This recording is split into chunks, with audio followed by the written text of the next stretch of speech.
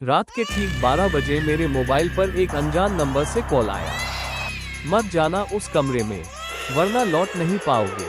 इतना कहकर call cut गया। मैं ठिठक गया। जिस कमरे की बात उस कॉल में कही गई थी, वही कमरा था जहां मैं कल रात एक पुरानी हवेली में शूटिंग करने जा रहा था। मैंने सोचा कोई मजाक कर रहा है, लेकिन जैसे ही मैंने फोन की स्क्रीन देखी, वो कॉल 20 साल पुरानी तारीख से आया था। 17 जुलाई 2005।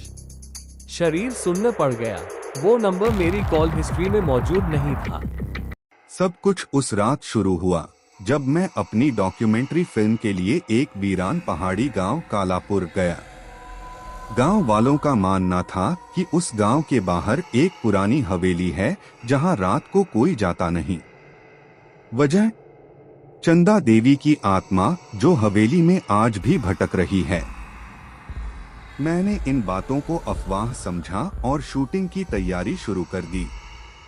रात को करीब 12:05 पर मेरे फोन पर एक कॉल आया। मत जाना उस कमरे में, वहां मौत तुम्हारा इंतजार कर रही है। मैं घबरा गया। स्क्रीन पर कॉलर आईडी थी अननोन कॉल ओरिजिन 2005।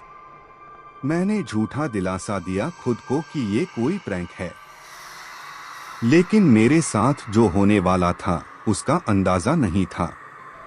मैं और मेरी टीम अगले दिन उस हवेली में पहुंचे। दिन में तो सब कुछ ठीक लग रहा था, बस वीरान और सन्नाटा। लेकिन जैसे जैसे शाम हुई, हवेली का रंग बदलने लगा। कमरे के कोनों से ठंडी हवा चलने लगी। एक पुरानी तस्वीर जो दीवार पर टिकी थी, अपने आप नीचे गिर गई। जब उठाकर देखा तो उसमें वही औरत थी जिसकी आंखें मैंने देखी थीं। मेरे कैमरामैन अजय ने कहा, सर इसे देखो, ये औरत तो कल रात हमारे फुटेज में नहीं थी। उस रात मैं अकेले हवेली के उस कोने वाले कमरे में गया जहां गांव वालों के अनुसार चंदा देवी का आखिरी समय बीता था। कमरे में घुप अंधेरा था, बस टॉर्च की हल्की रोशनी। जैसे ही मैं कमरे के बीच पहुंचा, मुझे एक अजीब सिसकी सुनाई दी। मैंने घूम कर देखा, सामने वही औरत खड़ी थी। उसका चेहरा धुंधला, बाल बिखरे हुए और आंखें वही गहरी काली खाली। वो धीरे धीरे मेरी ओर बढ़ी। मेरे पैर जैसे जमीन में गड़ गए। तुम भी मुझे जला दोगे? उसकी आवाज टूटी और कंपाती हुई थी। मैंने डरते हुए कहा, तुम कौन हो? उसने जवाब नहीं दिया, बस वही देखा और मैं समझ गया। मैंने उसकी आंखों में मौत देखी थी। अगले दिन गांव के एक बूढ़े ने बताया कि चंदा देवी को गांव वालों ने जिंदा जला दिया था, ये सोचकर कि वो डायन है। लेकिन असल में वो एक साध्वी थी जिसने गांव के कई लोगों की मदद की थी।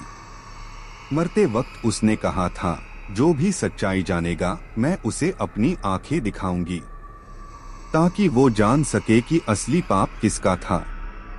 मुझे समझ आ गया, वो मुझे नहीं मारना चाहती थी। वो चाहती थी कि मैं उसकी कहानी दुनिया को दिखाऊं। मैंने डॉक्यूमेंट्री बनाई आंखों में मौत, जिसमें मैंने चंदा देवी की कहानी दिखाई। वो रात आज भी मुझे डराती है, लेकिन एक सुकून भी देती है कि मैंने किसी बेगुनाह की आत्मा को न्याय दिलाया। लेकिन हर रात जब मैं सोने जाता हूँ, खिड़की के पास वही सिसकी आज भी सुनाई देती है। तुमने मुझे देख लिया, अब तुम्हें भी देखा जाएगा।